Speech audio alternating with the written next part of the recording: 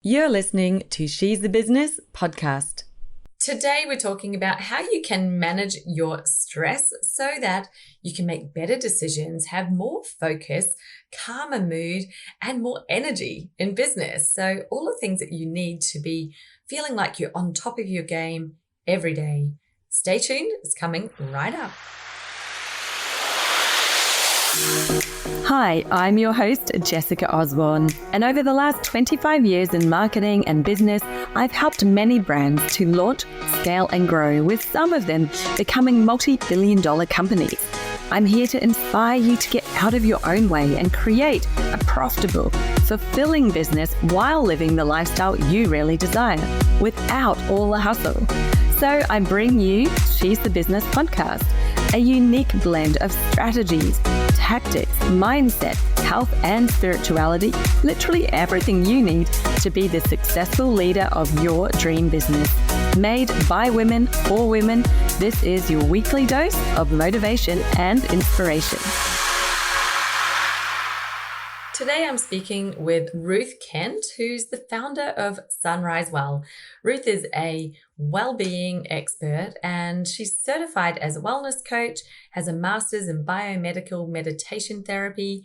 She is an allied health accredited specialist as well, a yoga teacher, and has a degree in psychology. So she really understands what it takes for people to be able to think about, believe in, and achieve behavioral patterns so that they have well-being, meaning mind, body, spirit. There's wellness happening for them in their life.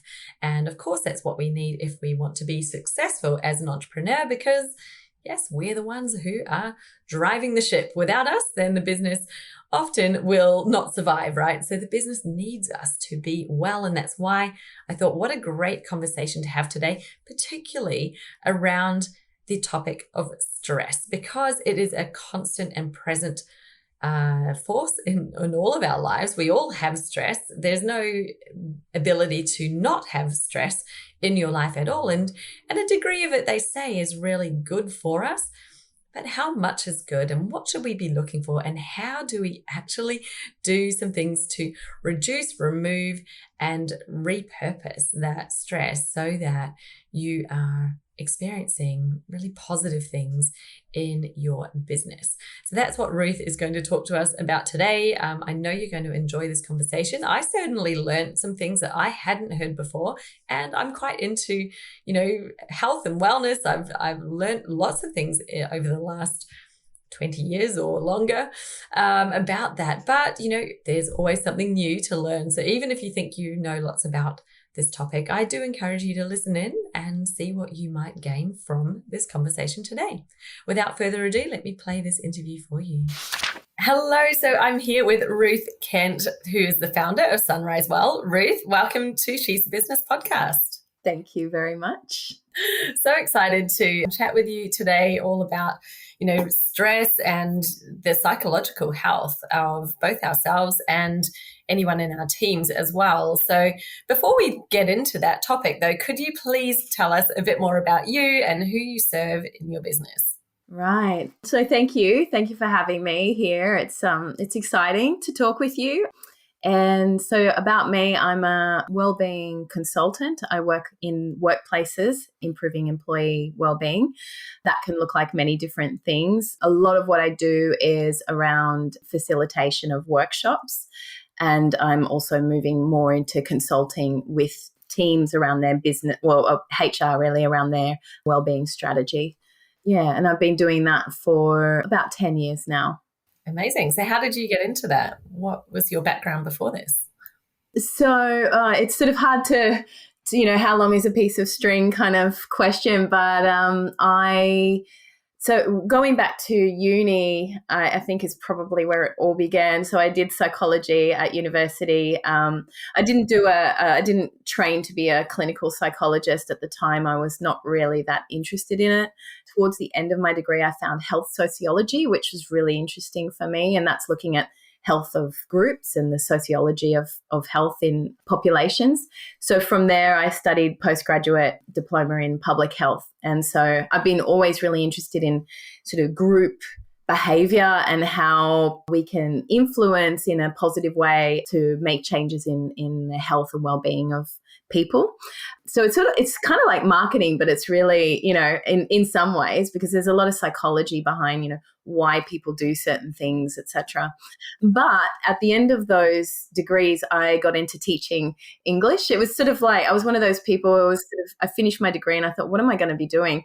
And I saw, back in the day when you have newspapers and you're looking through jobs, and I saw this advertisement where they would fly me over and pay all these different things and set me up to teach English. So I went over to South Korea and taught English for a little while, taught in Japan, and it kind of really ignited a travel bug for me. So I did a lot of traveling in my 20s. So I did a lot of teaching of English because I became very good at it, as you do when you do a job that again and again.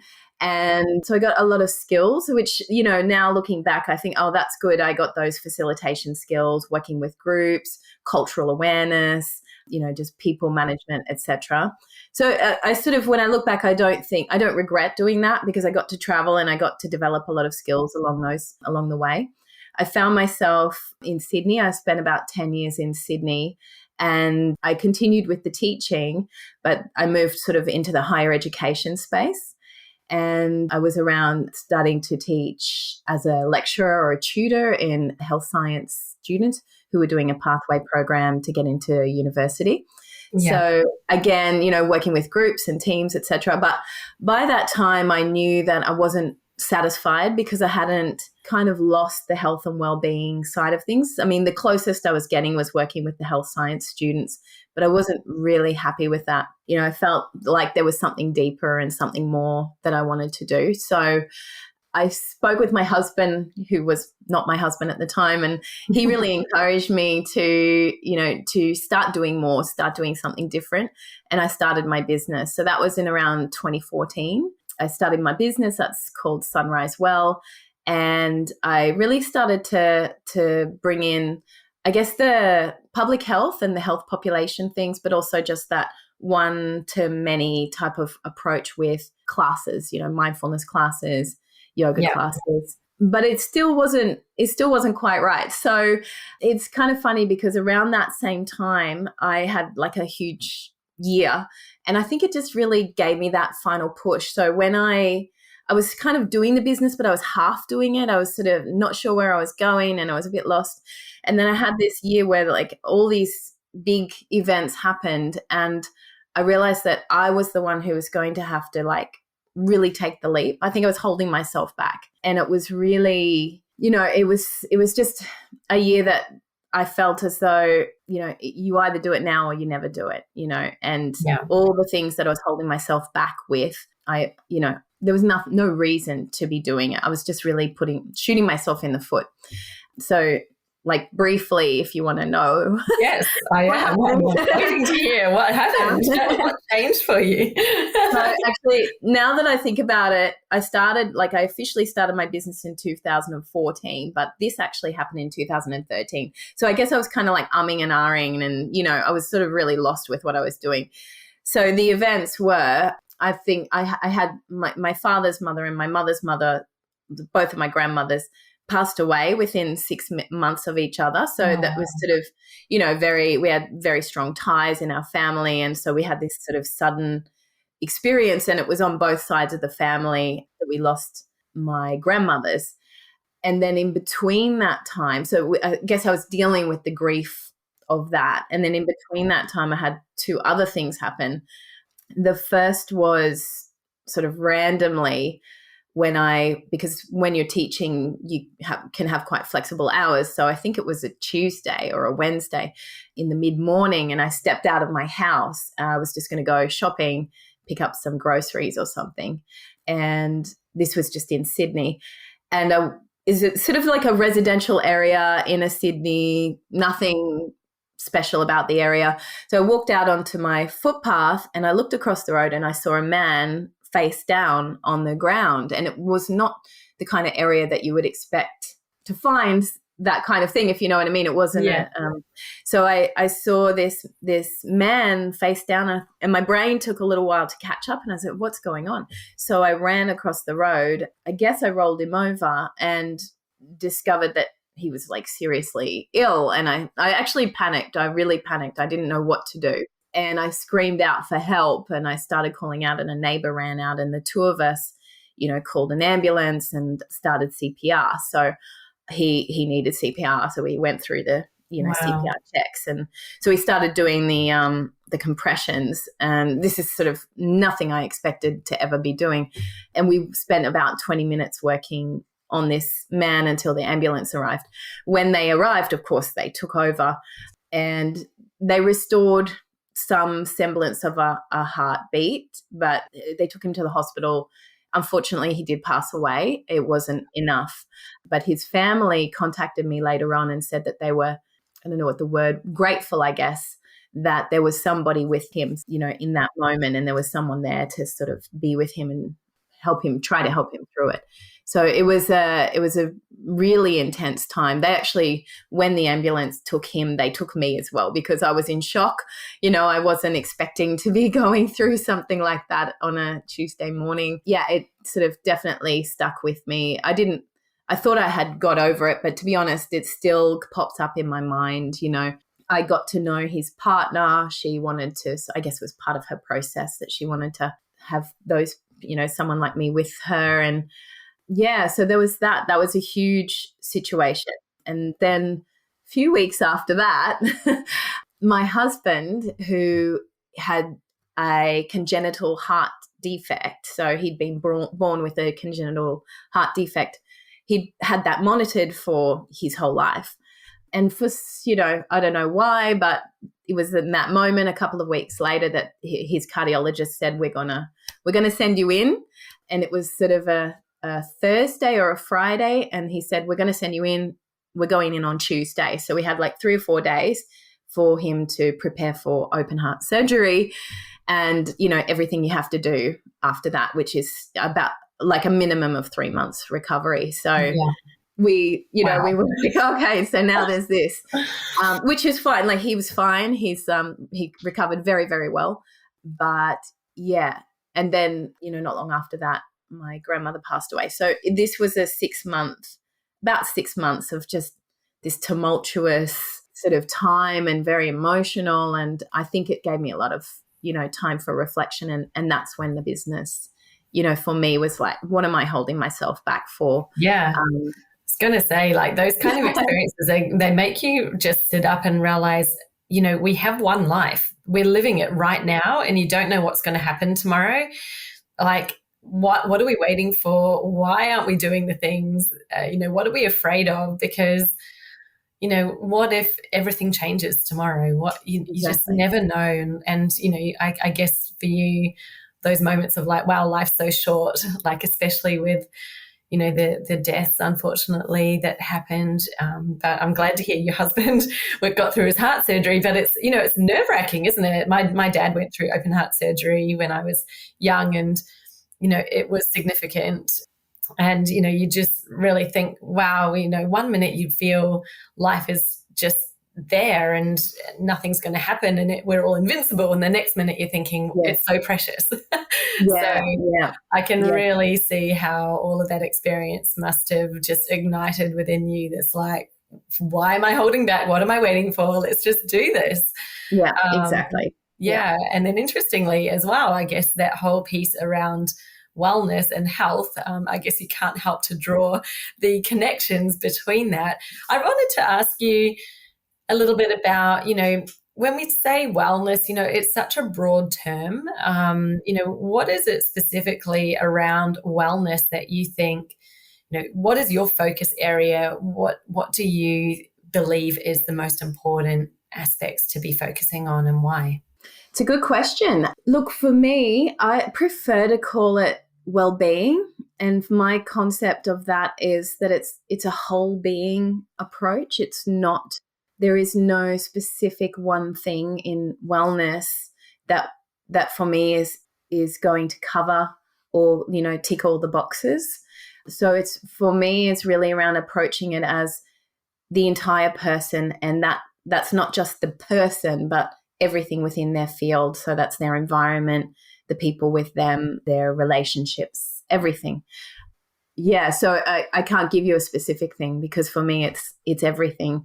Yeah. That's okay. I think that was what was sort of happening in the back of my mind. So I'll go back and unwrap that and then leave that to you to take forward. But you're talking about running workshops and facilitating wellbeing programs for businesses. And having come from corporate, I'm very familiar and aware with the types of things and I guess from a business's point of view, they want to be seen to be looking after their employees. And so it's like a great tick box for HR in that. But, I was like, well, as well as it being a tick box, it's a lot more than that. Like there's so much that can be changed when we have people who are healthy, who are functioning well. So, maybe a question to ask you would be, what do you see as the most significant issues that are popping up with people in the workplace that are contributing to a lack of well-being that you're then focusing on helping these companies to resolve?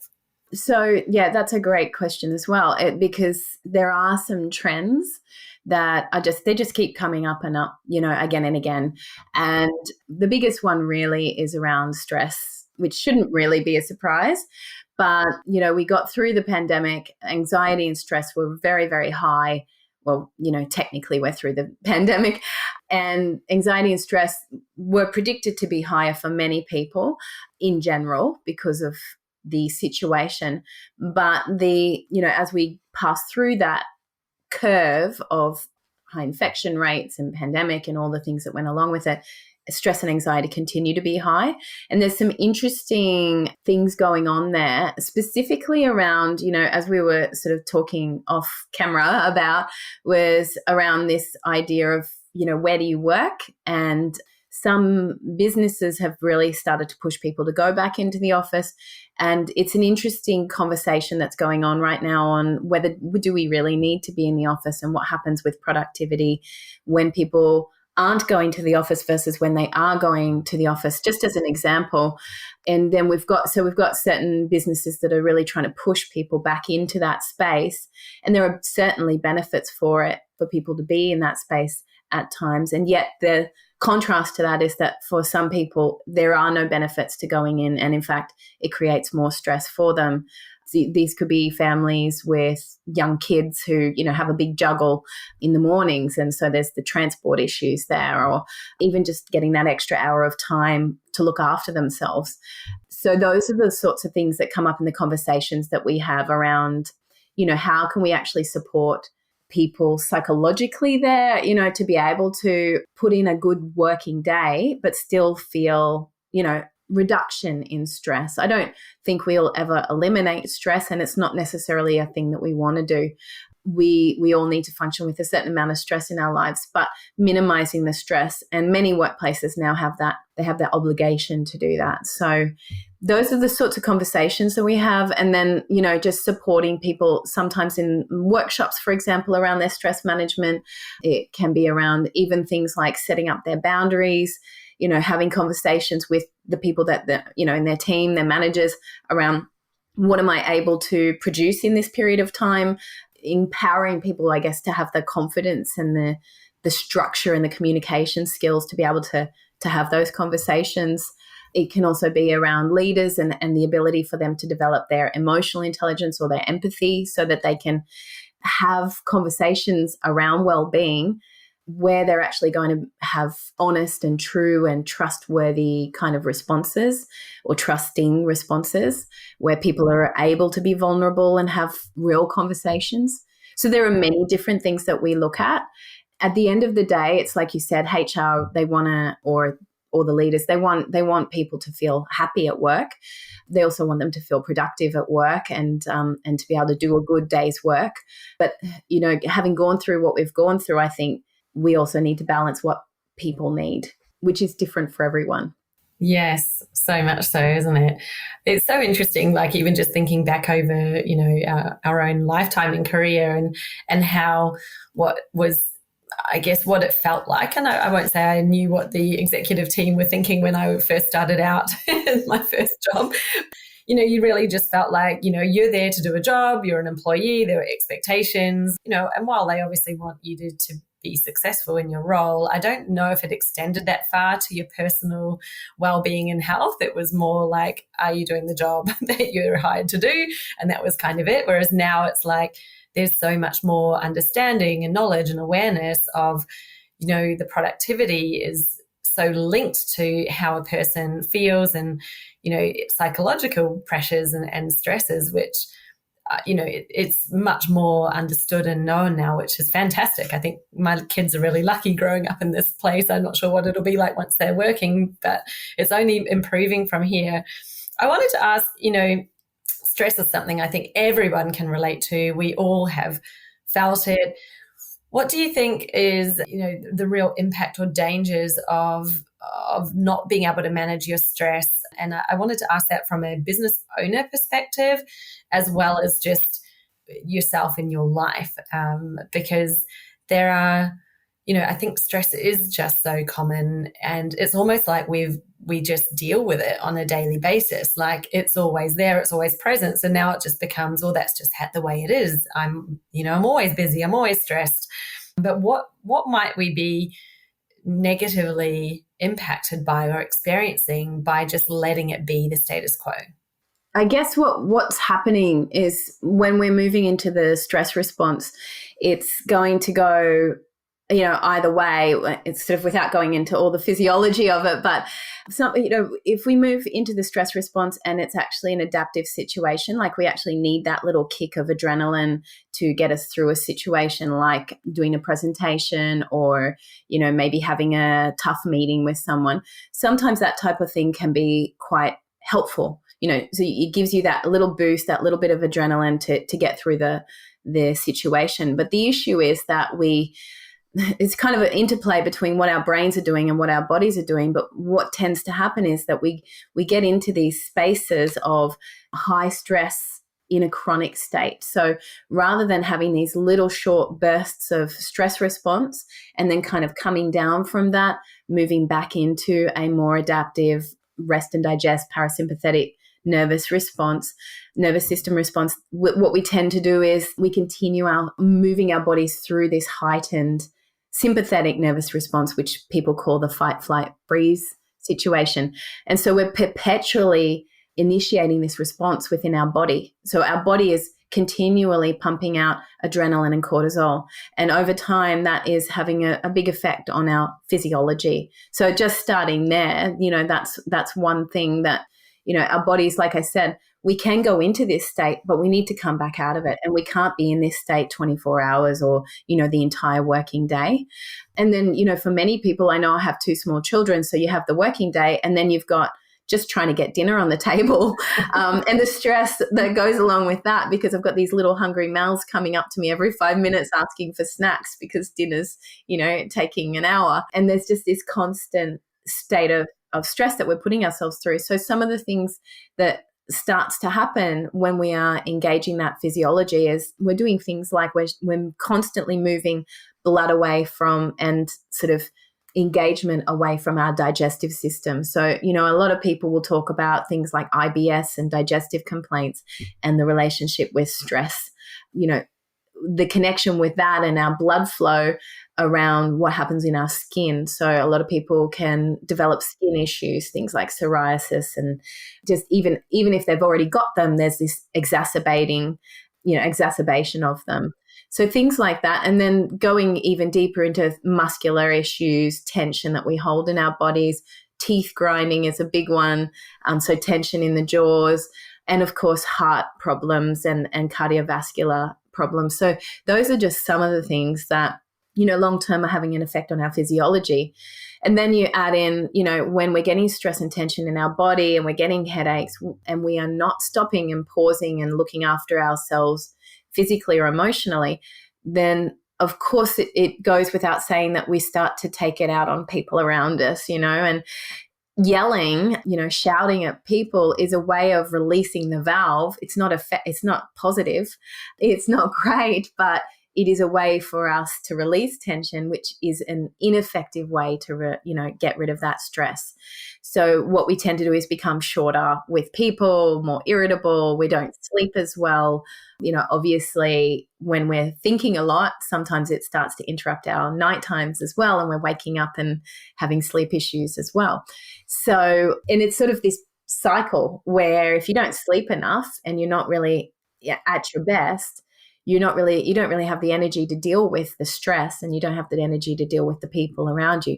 So then it perpetuates, and you end up sort of, this cycle just keeps on going.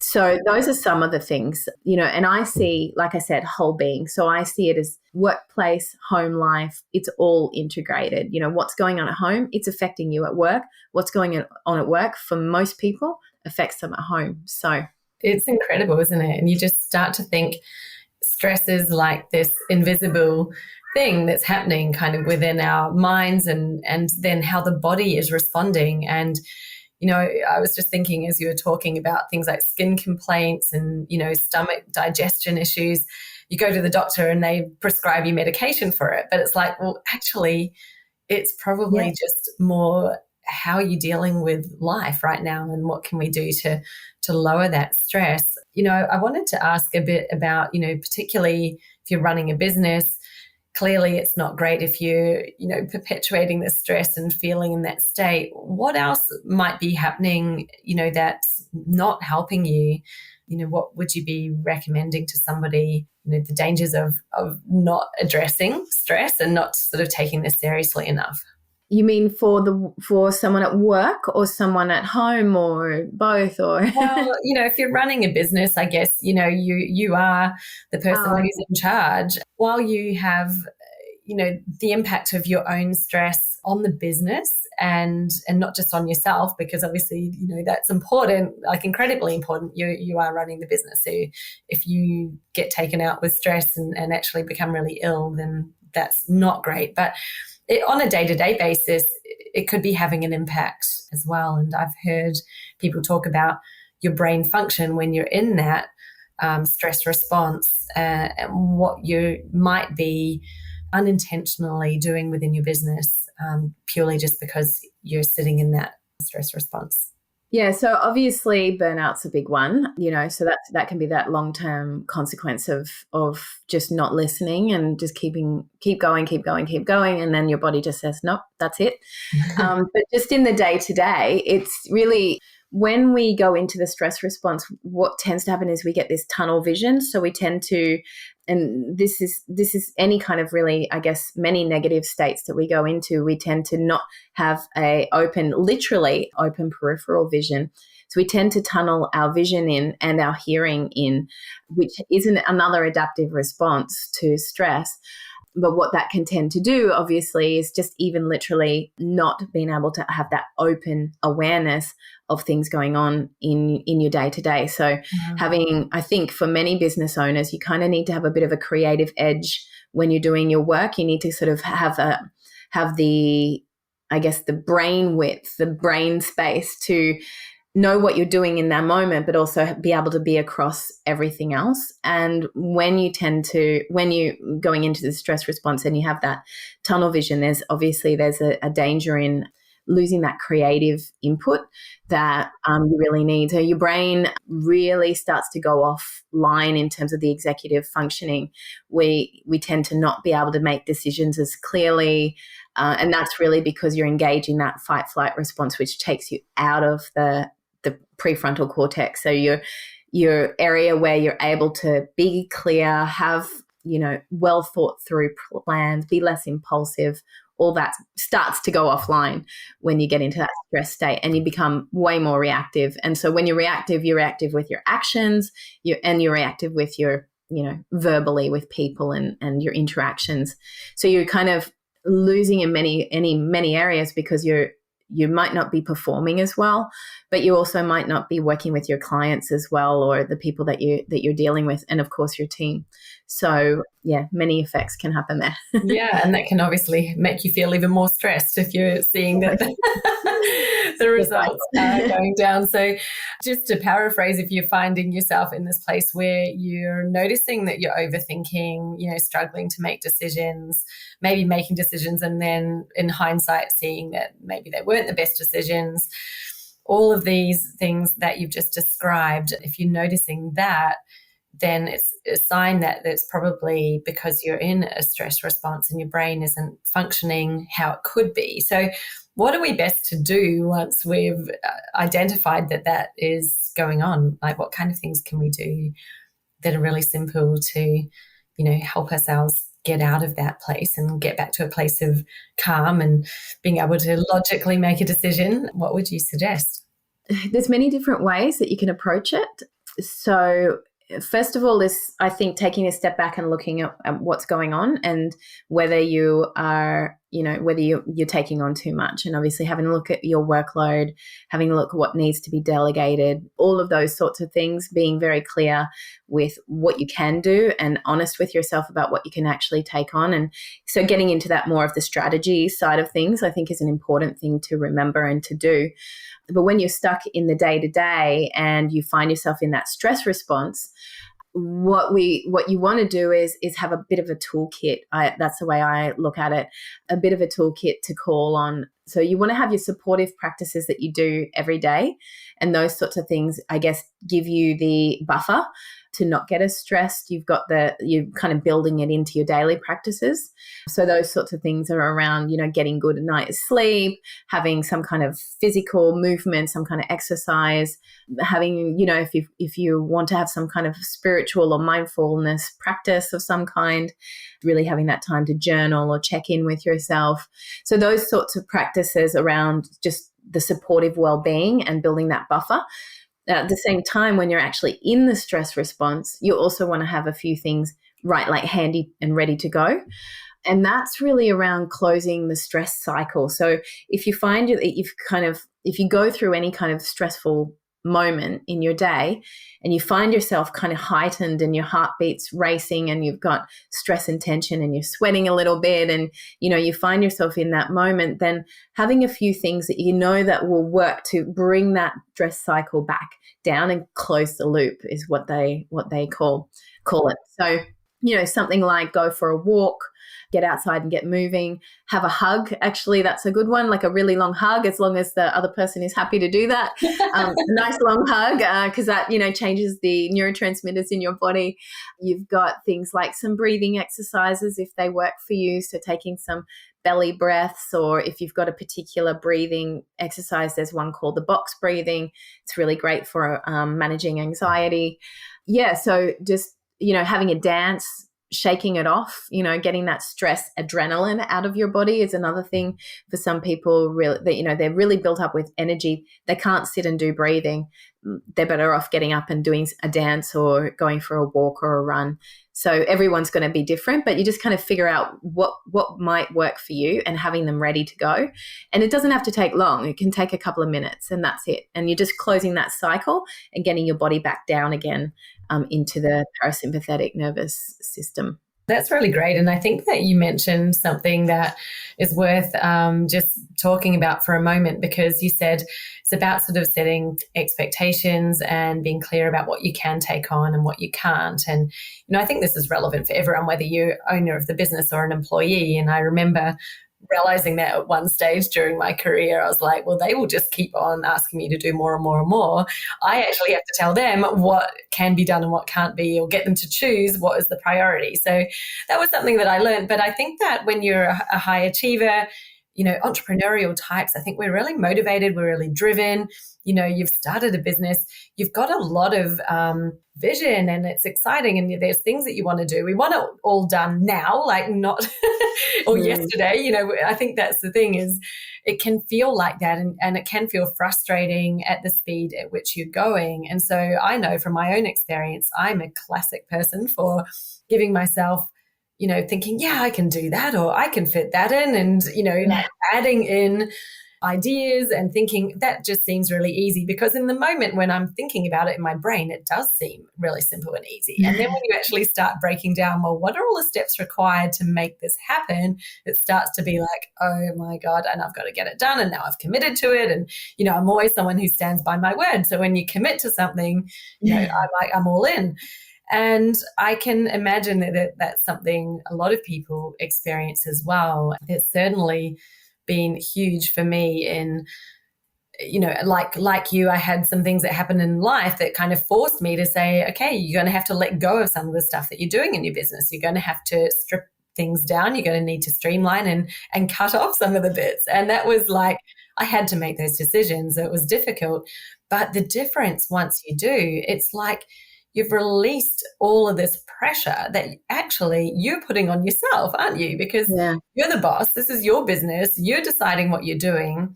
And so one of the things that I find so funny sometimes when we're stressed in our own business, and I love to ask someone, I'm like, so whose deadline is this that you are trying to meet? And they're like, well, it's the date that I've set. And I said, and who is going to know if you don't hit that date? Who is actually who is the boss here? And, obviously it comes back to, well, it's me, it's my own deadline. And, but it's this kind of behavior that we've built up from the times where we were an employee of needing to meet a deadline and, it must be met, that then we're extending into our own business and we're giving ourselves self-imposed deadlines and expectations that we then get stressed out about meeting, when actually nothing is going to happen if you don't meet it. Like, move the date, shift it, decide it's not that important, and actually get really good at saying no. And I think that can have such a big impact just on your day-to-day. And, I just wanted to share, I guess, that it can feel hard to simplify and feel like you're scaling down, but scaling down your business doesn't mean that it's becoming smaller. It's actually giving you more opportunity to grow it. Ironically, by doing less, you can create more because you're focused on less things and you're not in so many different places and scattered and needing to jump from one thing to another. You can really do what you're doing better.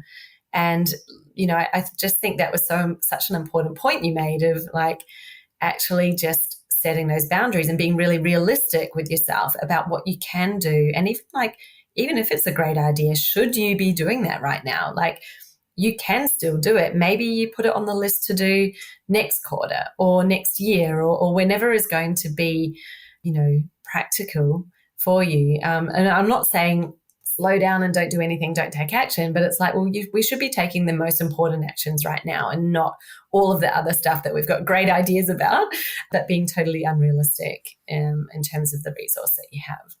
So yeah.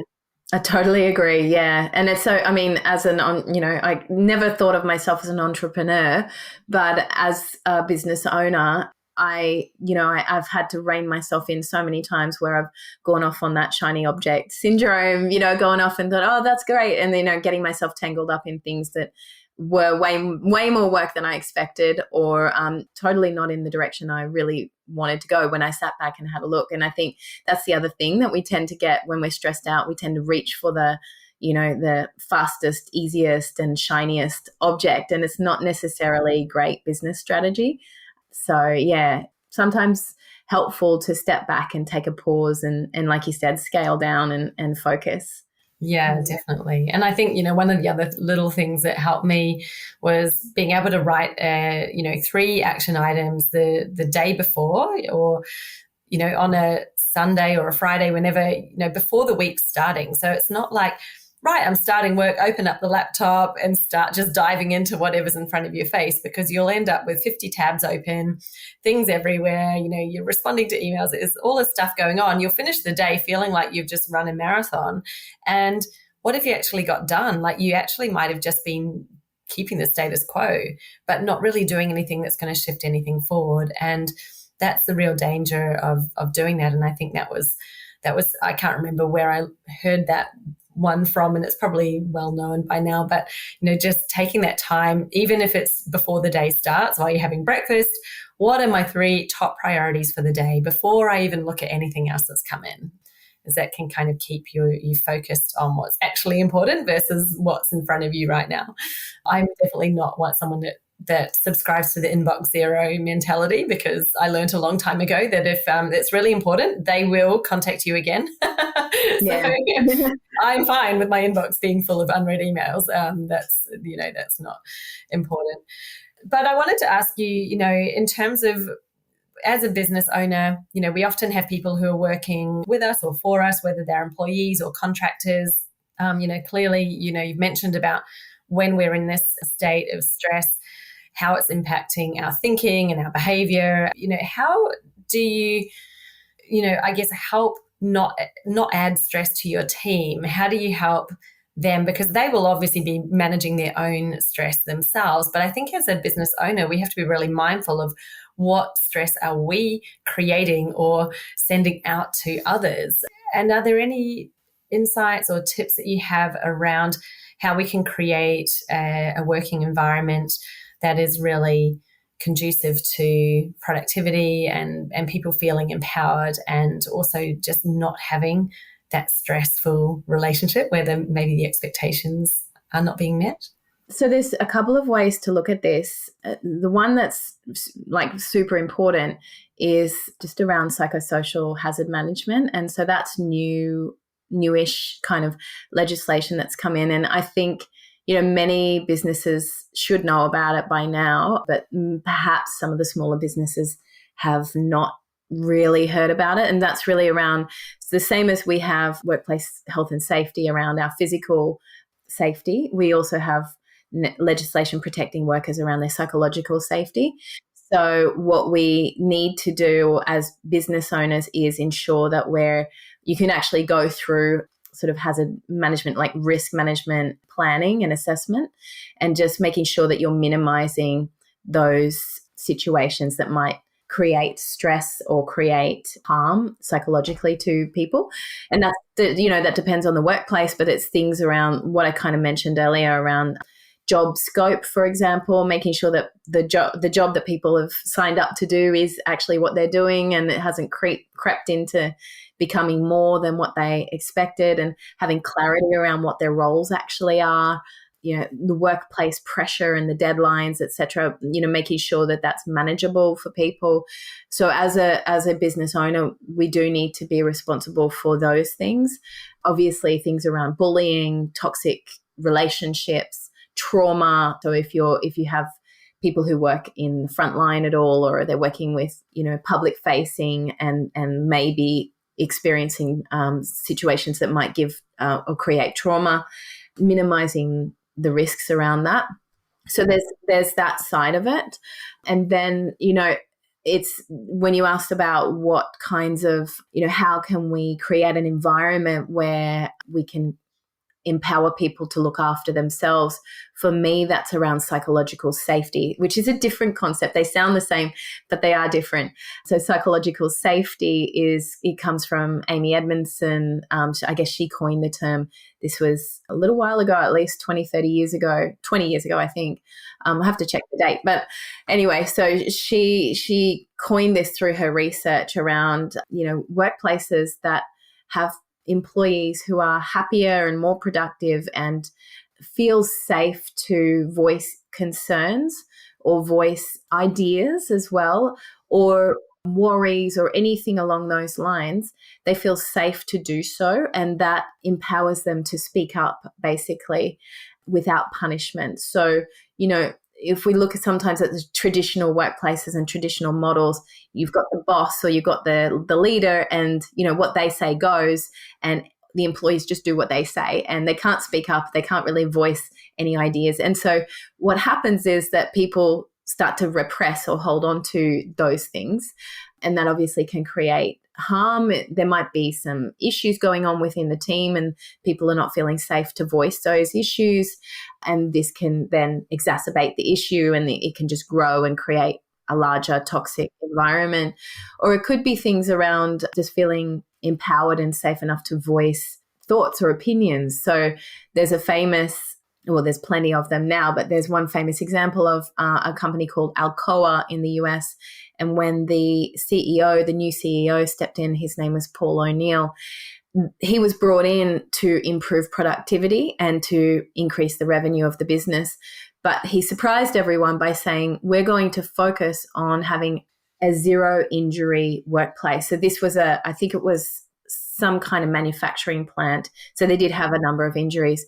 What he wanted to do was create a psychologically safe environment where the workers felt empowered and encouraged to speak up every time they thought there was a process or an issue going on that might cause an injury. And what they did was they dramatically decreased the number of injuries. But interestingly, because the people were so engaged and because the work was not causing injuries and people were feeling more productive in general, the revenue increased incredibly. I think I've read something like it quintupled. So revenue increased. He wasn't focusing on the revenue. He was focusing on creating an environment where people felt safe to speak up and voice their concerns. So it can have a big impact on productivity, but it also creates an environment where people want to be. They want to work there. They want to work in a place where they feel supported and empowered. It can also create opportunities for innovation, creativity. People feel safe enough to voice like, hey, what if we tried it like this? And it might not work, but you get new ideas and you get things on the table that you might not have thought of. So yeah, I can definitely see what an amazing story and so good. And I've certainly experienced a workplace where it wasn't good to speak up. If it wasn't the CEO's idea, then no idea was worthy. So, it's so true. I think just how you feel about, being valued and being in a place where it is safe to speak and to share ideas. You just never know what you're missing out on if people aren't able to share, right? So good. Wow. This has been such a great conversation, Ruth. I was just wondering if you had anything that you wanted to leave people with, a final tip, something that they can maybe start with today if they're wanting to start addressing this in their own life and business now. So there's many different ways. For me, I would suggest it helps to have conversations, to speak with somebody, whether that's like a partner, a spouse, or a friend, or a coach, or whoever, to talk through what's going on right now and where that person wants to be. I also really encourage journaling on that type of thing so that there is that ability to get it out of your head and onto paper. So I would encourage people to start those sorts of things where there's some self-reflection to start with, and then from there building up a list of what's my go-to, and having them ready, even having them up on your screen, up on the wall, to say this is my list, this is what I want to have as my stress cycle completion breakers, the breakers of go for a walk. So it's like put it up in bold letters up there. And feel free obviously to reach out to me and have conversations as well. Yeah, that sounds great. So where can people best find you, Ruth? So I spend most of my time now on LinkedIn. You can find me by my name, Ruth Kent, or you can go to my business, Sunrise Well. It's there as well. Or you can find me on Instagram as well. I don't spend as much time there. It's all, a lot of posts are there, but I tend to hang out in LinkedIn and happy to have conversations there. And I think I already sent to you, I have a little course that people are welcome to join. It's an effective course if you sort of have already been to one of my workshops. I tend to give it to people after my workshops, but it's a great course for helping you to sort of get through your values and your motivations. So really helping you to get clear on what sort of steps you want to take and making a plan for managing your stress. So we don't really go into what stress is or, the physiology and that type of thing. We just talk about, getting your plan together so that you walk away with a bit of a plan for yourself to help manage your stress. Yeah, love that. Oh, that sounds really good, because I think it's like, right, where do you start with journaling and figuring all this out? But if you've got it in a course and you can go through and follow the steps, that sounds like a really great way to get your stress management plan in place and have your go-tos all ready so that you know how to get yourself back out of that really quickly. Yeah, super valuable. Thank you so much. I'll make sure that that's in the show notes, so you can dive below, grab the link to Ruth's course. It's free, isn't it? You said? Yeah.